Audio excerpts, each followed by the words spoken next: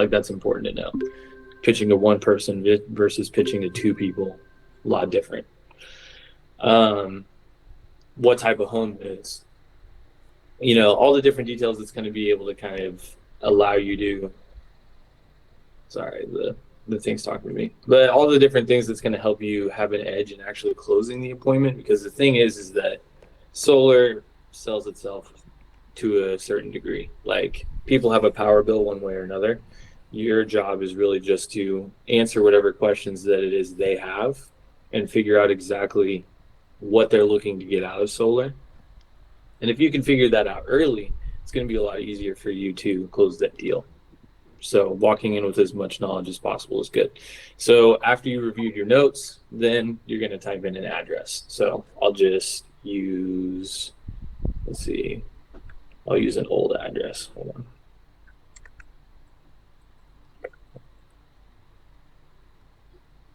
Cool. So this is Open Solar. So for anybody who hasn't used Open Solar before, this is the tool by which you're going to be building the proposals. And also, if you text into Concierge, this is what they are going to be using to build a proposal as well. And so really the big benefit of designing your own proposal is that it gives you a lot more sort of creative license over the process. For example, if somebody creates a proposal and let's say they have a great south-facing roof, like this house, for example, the south-facing roof is pretty big, right? However, if we zoom out a little bit, we can tell that that south-facing roof, it is in the backyard, right? So that's good. But let's say it was in the front yard, and the customer absolutely just does not want panels on the front of their roof at all, completely. It's like a huge no for them. Or maybe the HOA says no panels on the front of the house, right? If you have that in the notes, then that's going to immediately tell you in the design process, hey, I don't need to do that. Whereas maybe if Concierge built it and they didn't know that, then that's going to be, something that's going to be a difference. Additionally, of course, there's all kinds of different panels and all kinds of different stuff that you can do. So when you're in Open Solar, after you type in your address, you're just going to hit Create Project right here. Now, I'm going to go ahead and preface this by saying that there's going to be a lot of different things on here that are going to be available to you, but we're just going to try to narrow down like the one or two things that are actually important to you. So, for example, on this one, we're just going to type in contacts.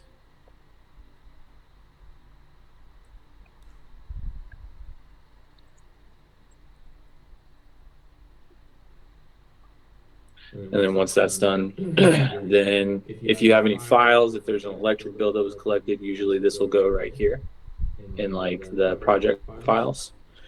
And then you're just going to move on to energy. Now, this is where in Texas, where you have the smart meter. So here.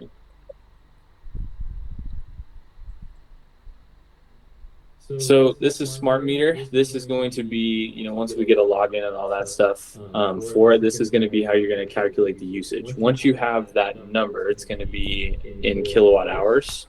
You get to come and plug that into the annual consumption right here.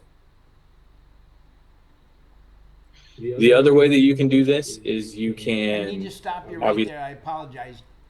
I didn't see anywhere where you put in your. Move your mouse to see if I can see your mouse moving. Does everybody see his mouse move? I don't have a mouse. He's on tablet. I'm not seeing your mouse move at all. Yeah, I'm on a tablet, David. Oh.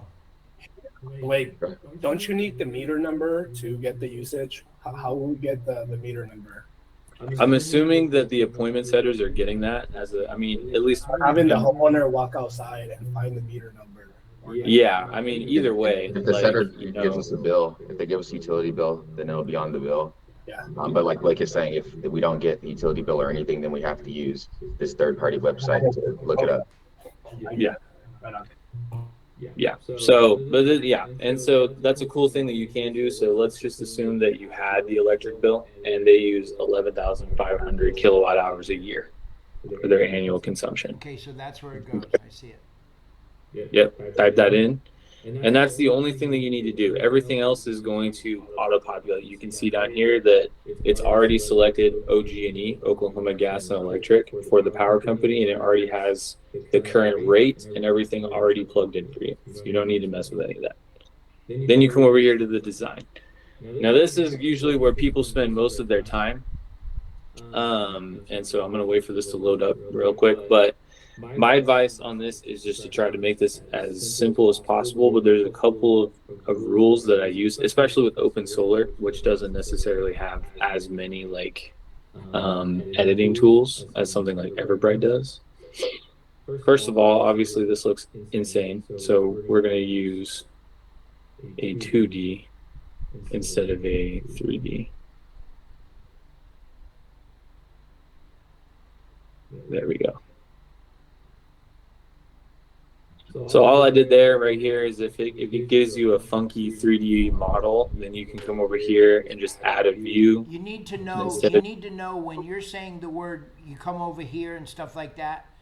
We don't know where you're going. You don't have a mouse. Sure. No idea. If you guys see at the bottom at the where it says 3D and north, where it says plus view, right there, where the little icon is popping up. Like in most instances, is it 2D or 3D, or you just got to play with it, whatever, which one is working? 2D is easier to design on because it's just your typical bird's eye view. Okay. That's true. Yeah, some of the 3D models are good though. Like one of the ones I did earlier was pretty solid. So I think really that's probably going to be user choice. But something like I don't know what was up with that last one. That was crazy. So anyway, so we're building on the south-facing part of the roof. So what you're going to do on the left-hand side of the screen, it says plus panels. This is where you're going to be able to start placing panels on the roof. You don't have to draw an array or any of that stuff with Open Solar. It's all basically just free placing. And so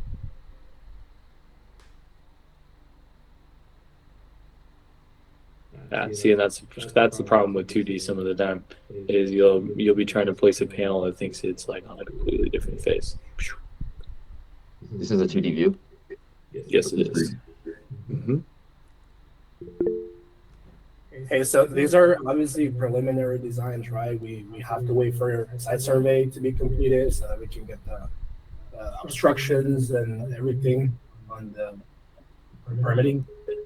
Correct. And so, yeah, and the thing with, building these proposals, even with, I'm assuming concierge and everything, no matter how perfect the proposal looks, sometimes the imaging is just out of date.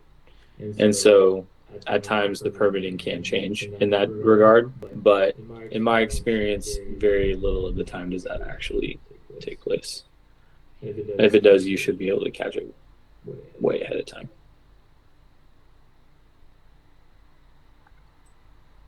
So you have a lot of different options, like I said, right over here in this left-hand side. You have right here where you can select the type of panels that you want to sell. My advice is just to leave everything the way it is. Right here, it has the Longi 400 watt panel on the left-hand side.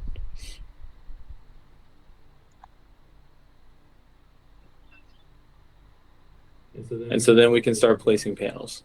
Now, something about this house in particular is being weird. So what I'm going to do is I'm going to come to a different project that I was working on earlier. I'm going to show you on that one.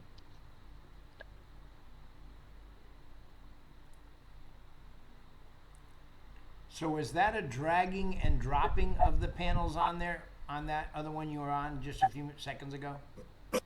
No, it's just a selection of the tool, kind of like Photoshop, I suppose it would be a good comparison. You click on the button called summary, and yeah, it'll be panels. So not summary is going to tell you just a summary of the system itself. So when but you click on panels, is it then a drag and drop? You click on it and drag it over kind of like Canva. Right. No, it's not a drag and drop. It's just that now that I'm on the panels section, now I can actually start to place them. And so I'll do that now. Use those.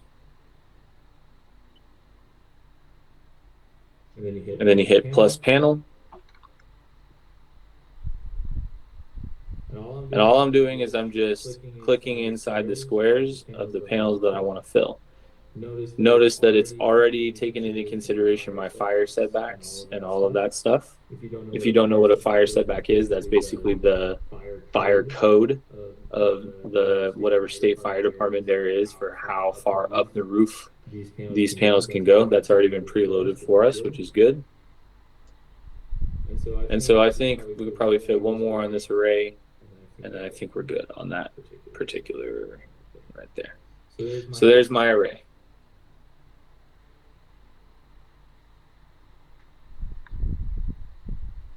So like I said, sometimes the 3D model can be helpful. In this case, it was actually working better than the 2D model. So you just kind of have to play around with it and just kind of see which one is going to be better for you. Now, if you go back to summary, it actually has the price, the system size, the annual output. It's got all the information. It's already preloaded in. Once you have the design exactly where you want it to be, meaning that you've got all of the necessary panels on the roof to hit that target offset that you're looking for, then we can move on to payments. But before I move on, does anybody have any questions about how to put these panels on? It's pretty simple, but any questions?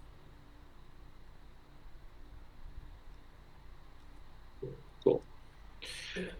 You can also choose your inverters. Obviously, whatever the default setting is, they've done a good job of preloading the correct options into the system. And so whenever you just choose your inverter, it already takes you to IQA plus, which is end phase, which is perfect.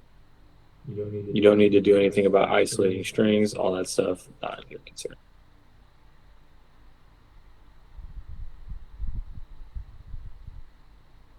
In this case, so this is actually good to know.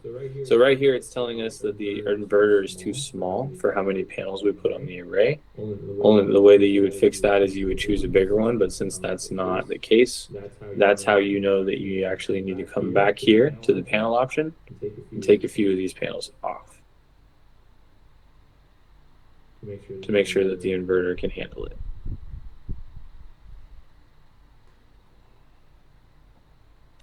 In this case, like if the DC system size, without using technical, if you put too many panels on the roof, if you want to, can you just go into the inverter selection and just choose another inverter, so that way that the AC size and the DC size, like the notice is saying, is balanced? You could just choose an inverter instead of downsizing the system. Right. Yeah, you could do it that way as well, and that's one of the things that usually, like when it comes to the inverters and actually hooking all that stuff up, that's usually not something I mess with.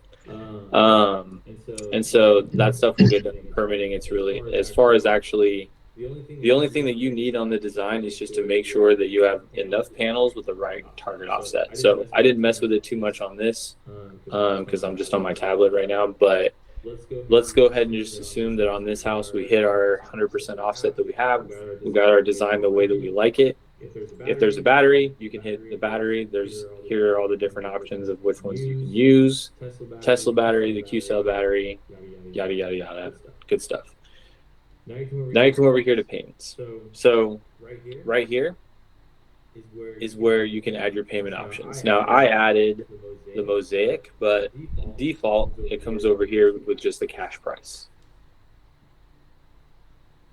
Obviously the customer doesn't want to pay cash, so let's go right here to the right hand side, add payment options, and these are all the different payment options that you can apply for. Now the only one that we have access to on this list is Mosaic. So when you're picking finance options, don't pick NFIN, don't pick dividend, don't pick any of that stuff. If it comes available to us, great. But as of right now, to my knowledge, we only have Mosaic. So this one right here with the star next to it is probably the most common, but we're going to go, yep, right here. So the 4.59% for 25 years. That's going to be the lowest one that Mosaic has to offer. Best interest rate, best term. We're going to pick that. Obviously, you saw in there's a lot of different term, options. There's a lot of different interest rate options. So if you have customers like, let's say in the notes that this person wants to pay off their solar super early. They mentioned that during the set. I want to pay off my solar early, like I pay off my house early, I pay everything off early. You're definitely going to see those customers. Well, that's great, and you can choose a higher interest rate or a shorter term to actually set that up for them and make that an easier time for them. And so whatever finance option it is that you choose, it'll be calculated in here with the monthly payment. And from this window is also where you can launch the application. And so I have to hit save. That changed a bunch of stuff. Once you do that, you can then launch the application. Now, Mosaic is integrated, which is great, which means that you don't have to go to Mosaic's website to actually apply for it. You can apply for it in Open Solar while you're with your customer.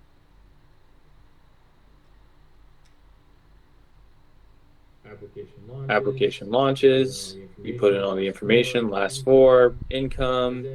Is there anyone in here who hasn't run an application before for credit? I've never run an application for credit.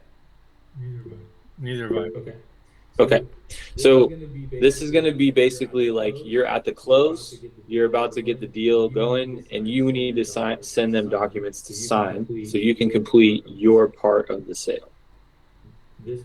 This window right here, when you launch the application, is going to be the pre-qualification check for their credit. It doesn't hit their credit, but it does check it. And it'll spit you out a yes or a no. So Usually Is that a soft pull? it's a soft pull, yes, correct. And it even says right here at the top, don't worry, this pre-qualification does not make a hard inquiry on your credit. So it is a soft pull. You put in the necessary information, you hit apply now.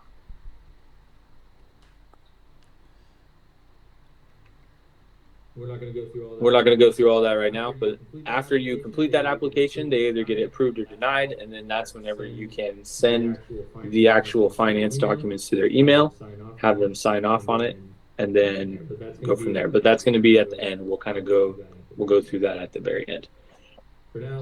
For now, let's continue to just go through one at a time. And this is going to be the proposal tool. So when you are on your calls and you're talking to customers, obviously you might have some personal slides and some other different things that you're going to be showing, but this is the Open Solar proposal tool that you'll be presenting with. Now, the cool thing about the proposal is that you can customize it. There's a lot of different ways that you can put it on here. You can show different finance choices. You can show like different explanations of the financing, all kinds of different stuff. Personally, I like the way that it's set up right here because it doesn't immediately just go right to the financing terms. Matter of fact, nowhere on here, I think, am I seeing a monthly bill.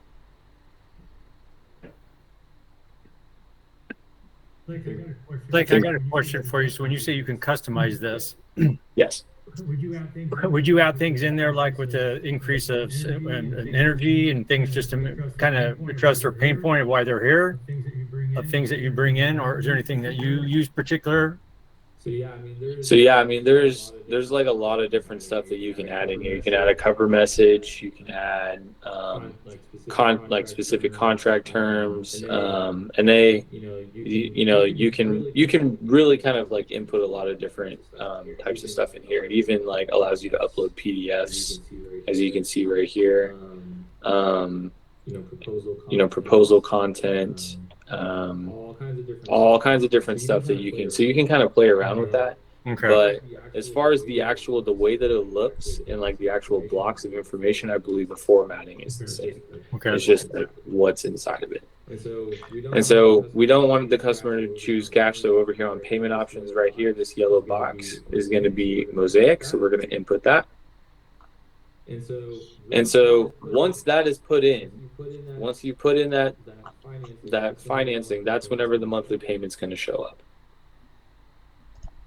And this is why I like to leave cash on whenever I first am, doing the proposal, because then it avoids them immediately just getting right to, it's $134 a month. Now I know how much it costs. Like, I'm done thinking about this. So leave it on cash, do your presentation. When it's finally time to drop price, then you can come to this menu. You can select it, boom, then it shows their payment. I really like that about this proposal tool. With a lot of them, it's just like the monthly payment's just plastered there. You can't remove it. You can't push it closer to the bottom. It's just there. So what we used to do is we literally used to just pre-upload the proposal, scroll down, and then start presenting. So this, you can be confident that you can just pull it up at any time. It's going to immediately default to the cash option. You can do your presentation and then show price later. Any questions so far? I have a very good question.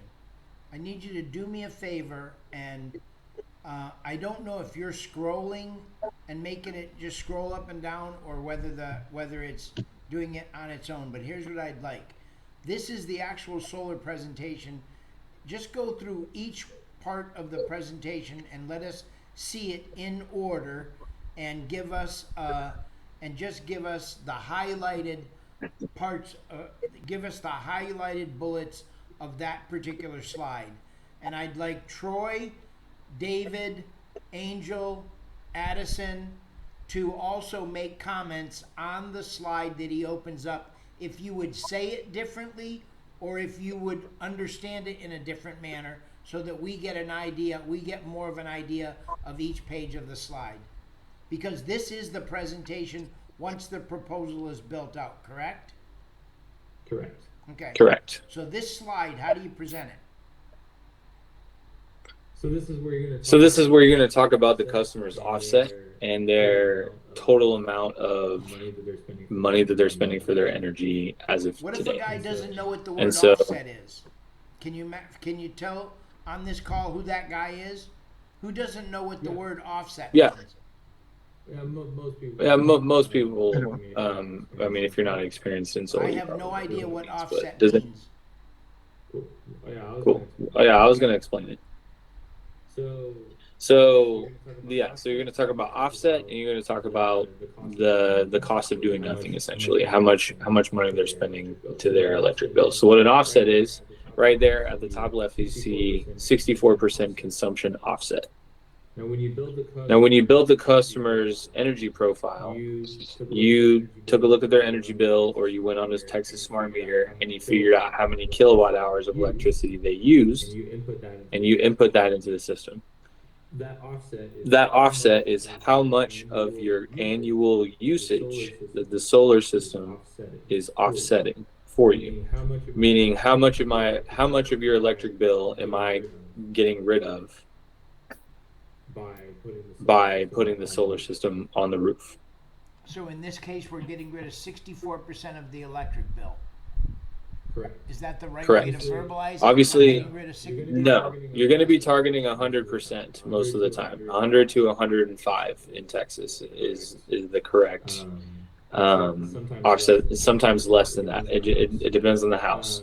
And I'll go through a more detailed, like an actual sales call for people who do decide to build these at a later time. But on this part of it, that's just what that That's what I offset want. means. Okay, that's fine.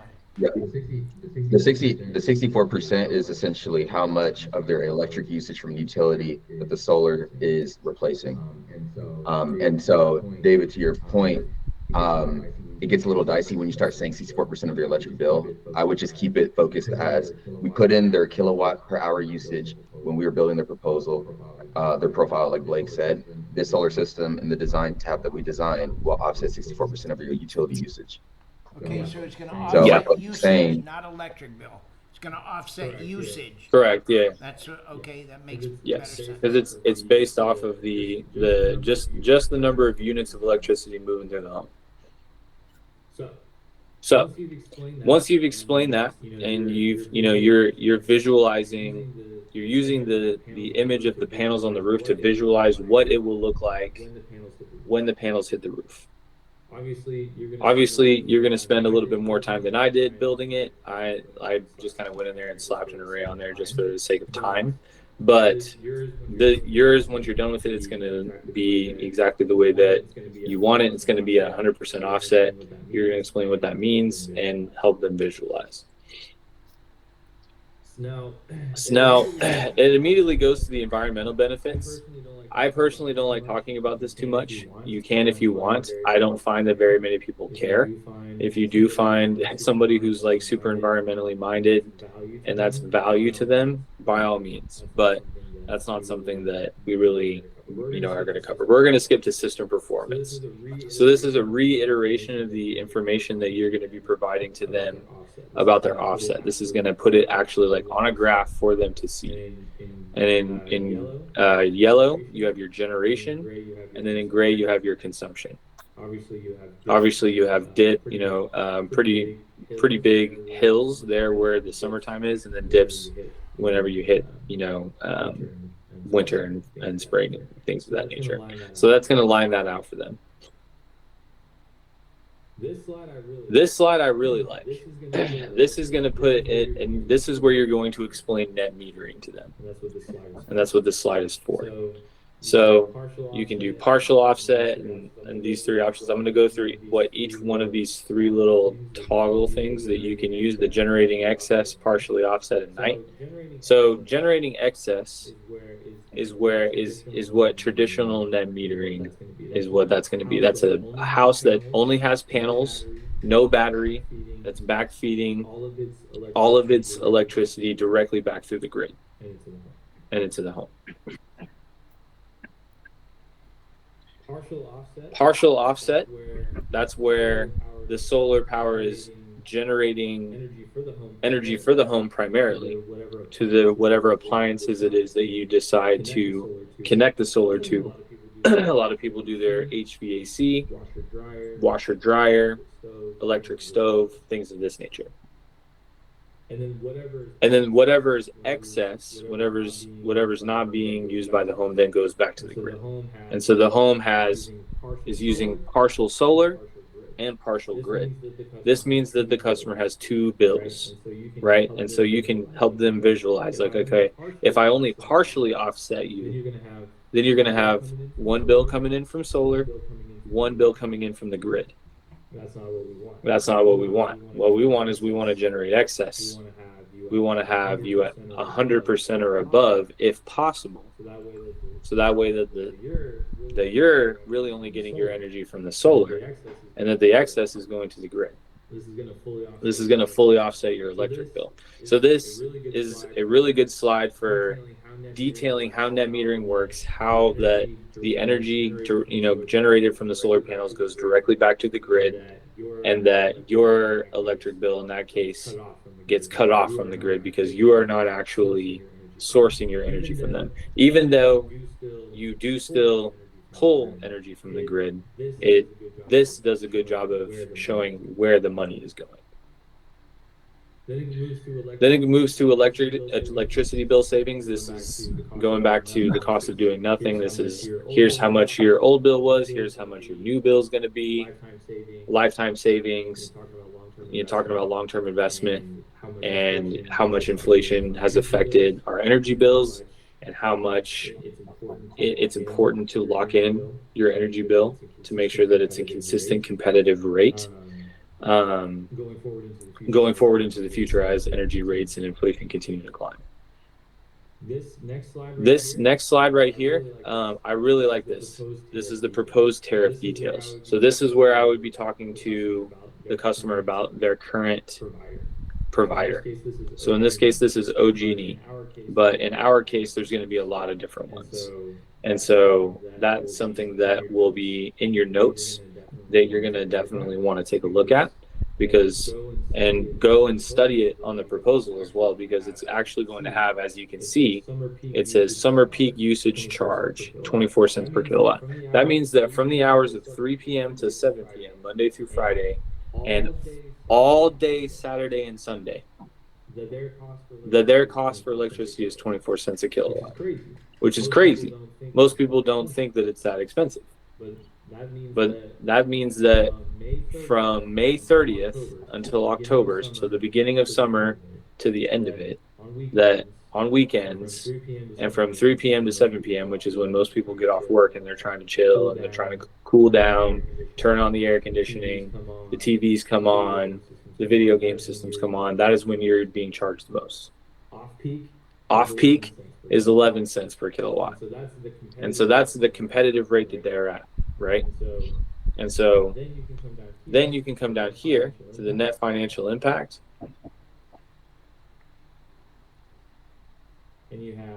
And you have the estimated net savings of the system, cumulative, or you can choose annual. Personally, I like the cumulative.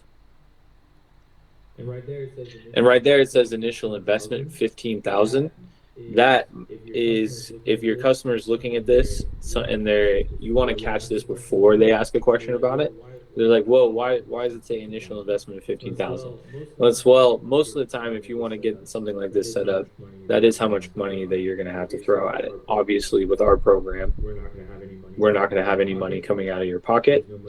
There's no money down to see if you qualify for this type of program. And if you do end up qualifying, then it's going to put you in a situation where you don't have to make that initial investment, meaning that you can save even more. Then it comes down net system costs, and then it comes down about simplicity. So those are what the slides are. That's how I would be explaining them. Everybody's going to have a different flow on, how they want to present those in what order, which bullet points you want to hit where. I can on a different call, I would like to eventually, for all the people who are going to be closing immediately, would love to just get on like a pitch / role play call, just to kind of see what techniques people are using. In my experience, having one unified pitch that we can all use, even if everyone is delivering it differently, script wise, it can be very helpful because it allows us to limit test things and actually see what's working and what's not. But as far as this goes, this is going to be the only thing that you're going to be using Open Solar for. Now, once the deal is sold, let's say, you come back here and the customer's like, heck yeah, this is the best thing I've ever heard of in my life. Like, I can't wait to go solar. What do I got to do? And you launch the application, you get all that signed. That's whenever, and then this is something that is going to take some time to get fully set up, but that's whenever it's going to send it over here to Copernic. And this is where you're going to be able to track all of your jobs, all of your projects, all that stuff will pop up here after the deal is sold. This is something that we're not going to have access to right away, but we do have logins, which means that as long as you have a login, if you sold a deal, you should be able to at least view it and view what stage it is currently at and whether or not there are any notes on it, which is good. We'll have more complete use of the CRM later when it comes to things like our schedule or dispatch or these other this, that, and the other thing. But for now, the only two things as a salesperson that you need are whatever your notes are, and then to come over here to Open Solar and design the project the way that I showed you.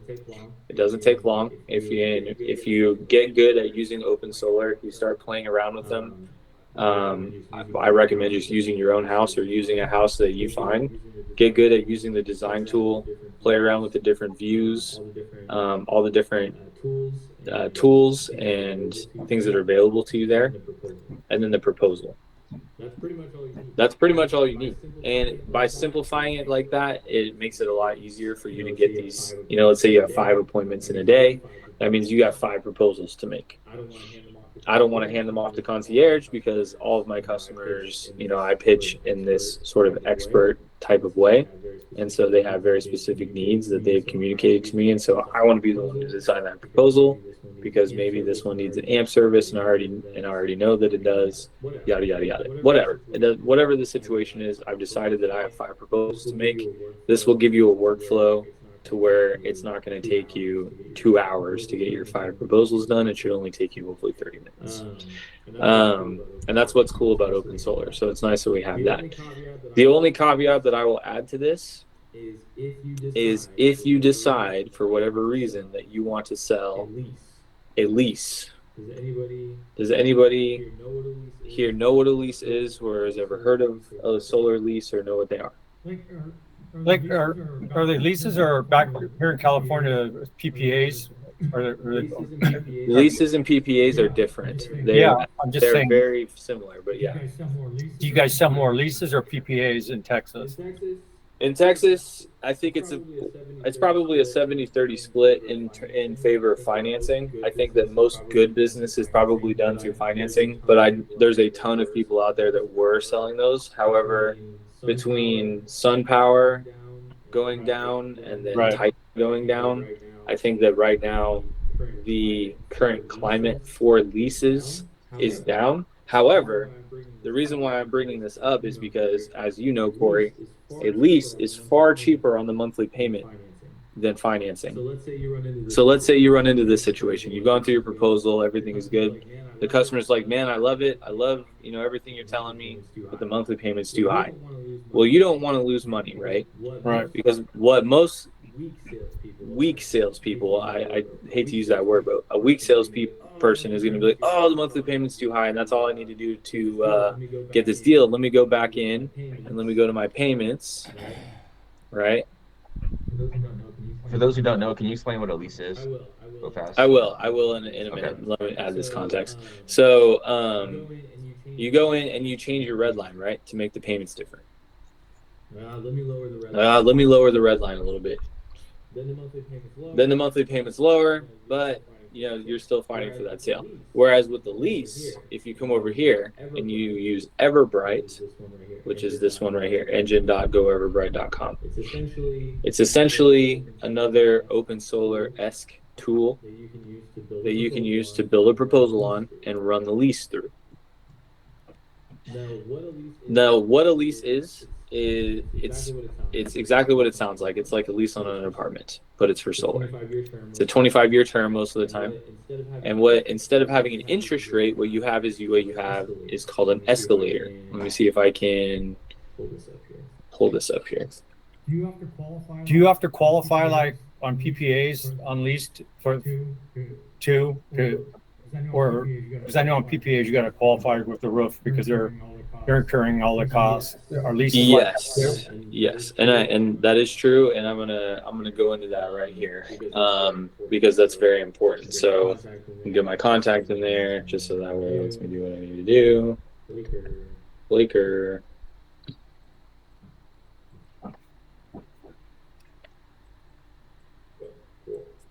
Cool.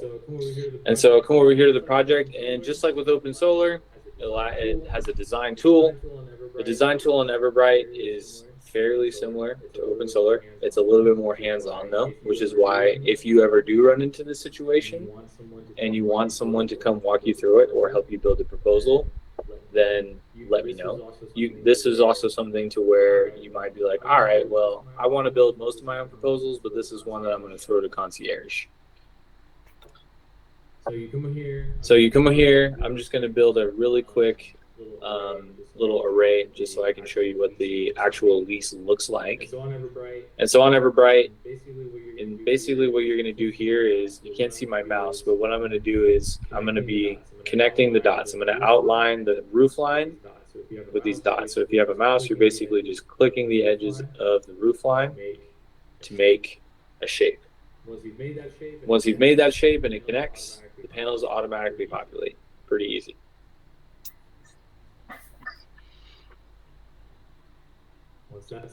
Once that's done, I'm going to go ahead and come here. Our energy profile already comes preloaded, but of course, same thing. You can come here, upload the annual usage, type in the number. You're good to go.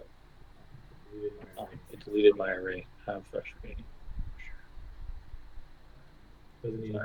Doesn't need to be perfect. We're just chilling. Okay. Come down here once the array is designed and the usage is properly put into the system, and you're going to hit calculate down here at the bottom, a little green button, and then that's going to give you all the readings and your offset So right there, my offset at the bottom right, 97.38%, 11 kilowatts. Now we come over here to the quote. So it's already got my project. So it's already got my project preloaded in here. Now, since this is in Oklahoma, it's not allowing me to pull up the lease, but this is where it would be in Everbright.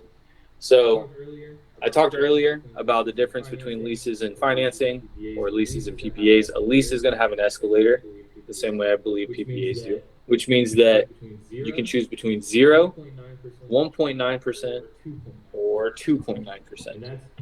And that's how much, by what percentage, that their bill will increase year over year. So if you choose a 2.9% escalator, then their bill is going to increase every year by 3%. So there's no interest rate. So there's no interest rate. There's no tax credit that they have to deal with, meaning that your monthly payment for a lease could be $25 to $50 less than what your financing payment was at. Blake, so I got a question, because in most cases out here, for them to qualify, it had to be significant. So I'm meaning that, like, out here, the energy for rate was like 42 cents. It would become like 21 cents, like almost 50% off. Is that the case in Texas too? In Texas, it's not quite that severe yet. Right. I personally, with how many people are moving here, I mean, you said you're in California. Yeah, you're getting all our people. Yeah, it's kind of insane. Like, yeah, it's like an invasion of Californians. It's insane. So, well, what I will say is that with how many people are moving here, given that we also have the Texas border, and there's a ton of immigration happening down there, and so just the sheer stress upon the grid, paired with all the homes that are being built, all the businesses, all the factories that are being started there, I believe that the price for energy in Texas will get up to where California is.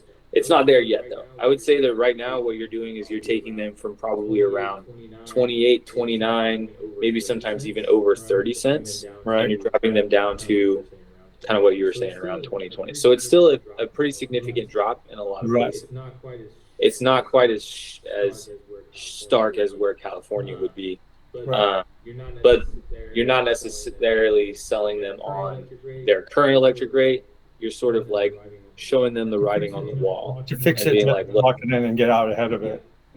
yeah, and that this is something that they need to do before it gets to where California is. Well, that, and then what? No, basically, no loan to debt ratio and no cost like that. Because I mean, that's usually probably the biggest selling point. True, and that's a good point that Corey brings up. Another really good selling point on the lease is that there's no hit on your debt to income ratio, so your credit's not really impacted as much by having solar in that case. So like I said, there's a lot of scenarios where your customer could be better off having a lease. Also, some salespeople like just their style of selling is on the monthly payment. Personally, I don't really like that. I like to be selling the full value of solar, and there are some situations where a lease does make sense. So here's my advice: if you're in this situation, I use leases for two different situations. One, for someone who can't qualify for the tax credit, meaning that they are retired, disabled, whatever, and they don't have any taxable income. A lease is fantastic because now there's no tax credit to finagle with, meaning that you don't have to worry about the fact that they're not going to be able to claim that tax credit and that their payment's going to go way up in the future. Number two is going to be in the situation where it's just absolutely nothing but a monthly payment issue. Customer wants solar, everything is good, but you just have that one unreasonable customer who's just like, sorry, like I'm not going to pay like more for my electric bill than I am, or I'm not going to pay more for solar than my electric bill, or whatever is lane objection is. Then sometimes the lease can be good in that scenario because then you still make essentially the same amount of money, but you gave the customer what they wanted, which was a lower monthly payment. So those are the two scenarios in which I use this, but most of the time your workflow is going to be directly from the lead that you get from David, directly over here to Open Solar, type in the address, put in the usage profile, whether you have the electric bill or you have to go to Texas Smart Meter, whichever you decide that you want to do. Make the design, and boom, you're done. Super simple. Super simple.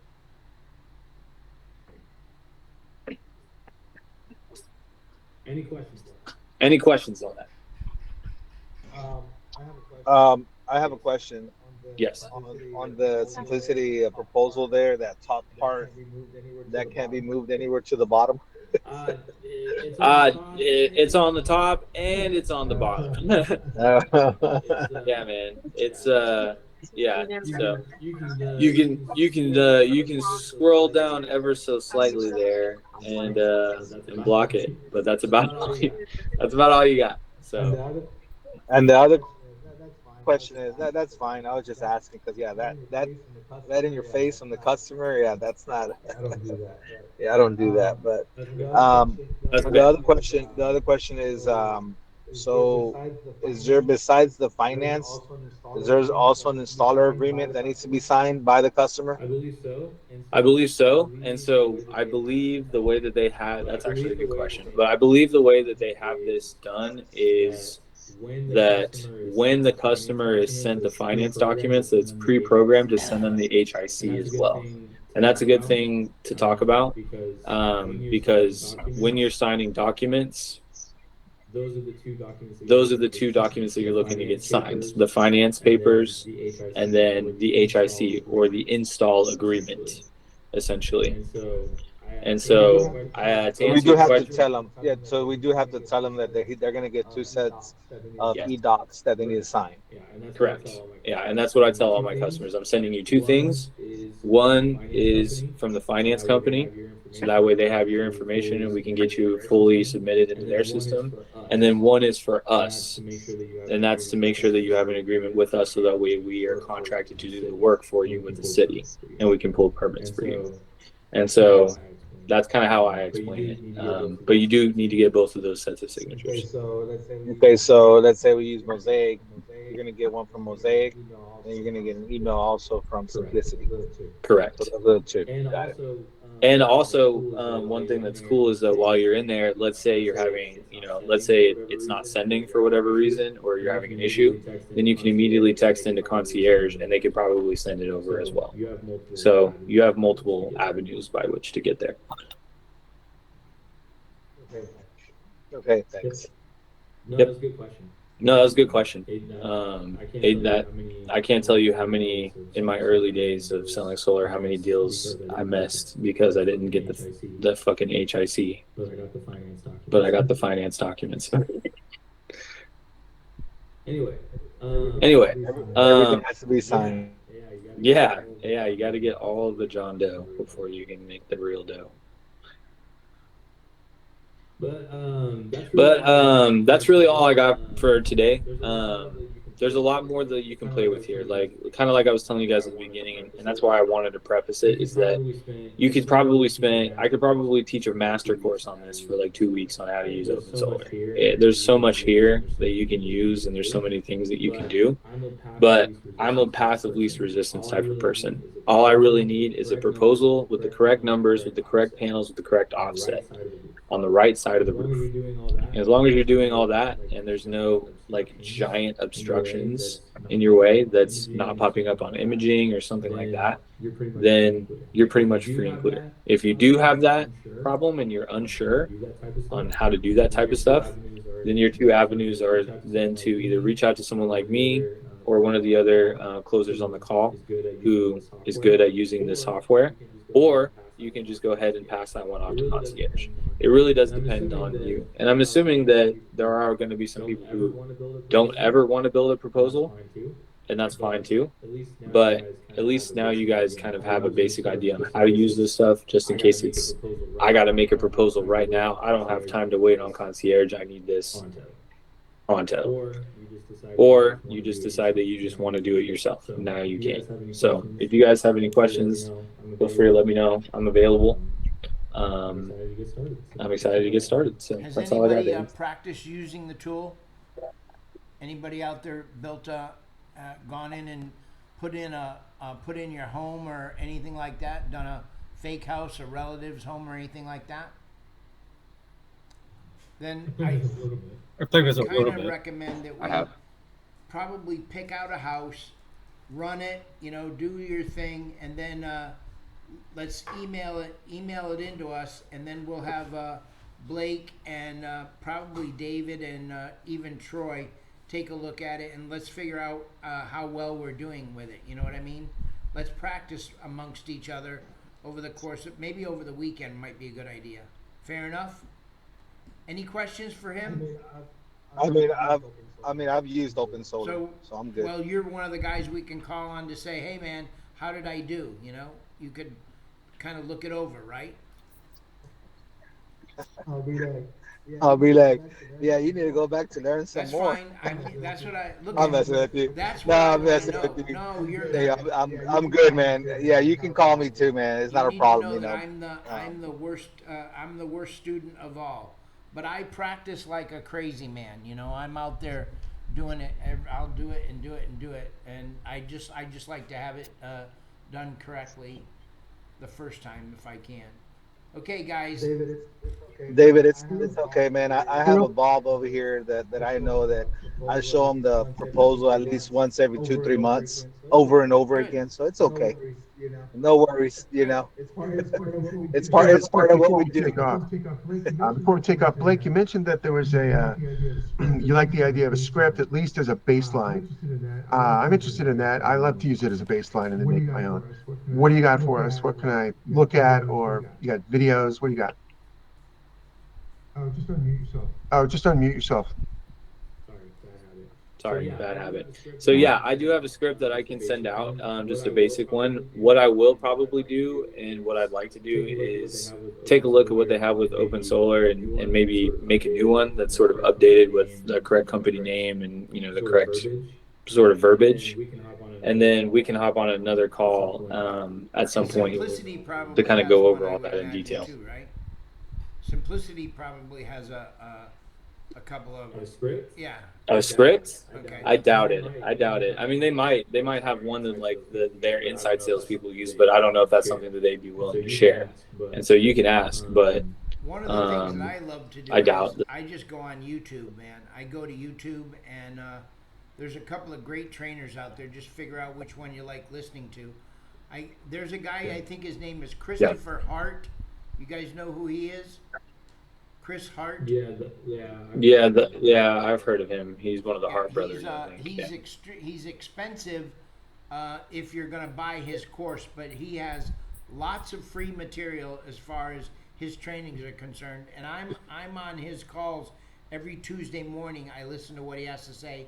I pick up a lot of stuff from him. So it's pretty much just the general sales training stuff from them is definitely good, but I do think, to Gil's point, that the having our own tailored pitch, even if it's taking a lot of that stuff and implementing it, but we need to make sure that, because we have certain edges at Simplicity that other EPCs don't. Talking about not charging for adders, right? That means if a job needs an NPU, that I know from my experience that I'm adding $2,500 to $3,000 to that financing, and that's going to increase the monthly payment a lot. There's no cost for travel. There's no cost for IQ8s, the inverters. There's no charge for that, and so we need to make sure that all those things, not every specific detail, but the overarching idea of like what Simplicity is, what it does, that's integrated into the script, so that way they have a clear idea of who we are and why we're different.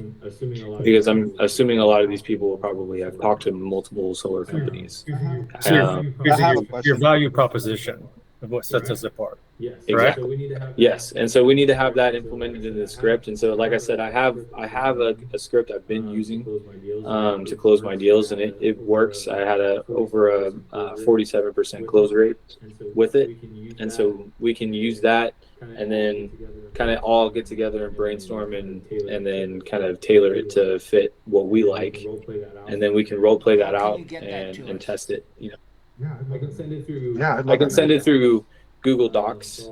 So I'll just make it on Google Docs, and then I'll send the document to the chat that'd be when it's nice. done. If you could do that so they have it over the Appreciate weekend, it. that'd be really great. I have a lot of stuff too. Dave, I have a lot of stuff too from, I'm actually in a sales where they address a lot of this stuff. I think it's pretty impactful about, their rates up over about 70%. Okay. Yeah. Okay. Yeah, it's high. So yeah, I mean, I would love to see that stuff. And you know, I'm never going to be the guy who's like, oh yeah, my script is the best script. Like, you got to use my script. Nah, I'm not like that. But I have been doing it for a while. So you know, if you guys have stuff, like, let's put it all together. It's just making an amalgamation. What I like to think of a pitch as is like a sword. It's a sword is a sword is a sword, right? But your sword feels good, a lot better fitting into your hand because it was made for you. You know what I mean? And so I like, or a golf club. You could use the same thing for a golf club. You know, a tailor made is a lot better than something that's just you picked up from a garage sale. So either way, One real quick on that. How often do you see basically a competitor or clients going and shopping once they get the presentation and then going shopping it around? I usually don't ever let it get there, or I try not to. If I have a customer who's like, let me shop around, I usually always just kind of break it. I shift the conversation towards, you're not buying, you know, you're not buying like like a plane, or like it's like buying a car. Like, you can go to a bunch of different dealerships and you can do all that, and, you know, this and that. And I welcome you to shop around, but ultimately, like, what you're here to, you know, you're here to get the job done, and all the rates and everything are the same everywhere you go. So you can kind of divert the conversation away from that to avoid that happening. But yeah, obviously people are always going to shop around, especially if you're doing appointments virtually, because it's really not that big of an ask, I think, for people to be like, hey, you want to hop on like a 15-minute Zoom call to figure out about solar? They might have set up 3 more in that same day besides just you know? And so it just depends. But I would say, yeah, it is pretty common for people to shop around.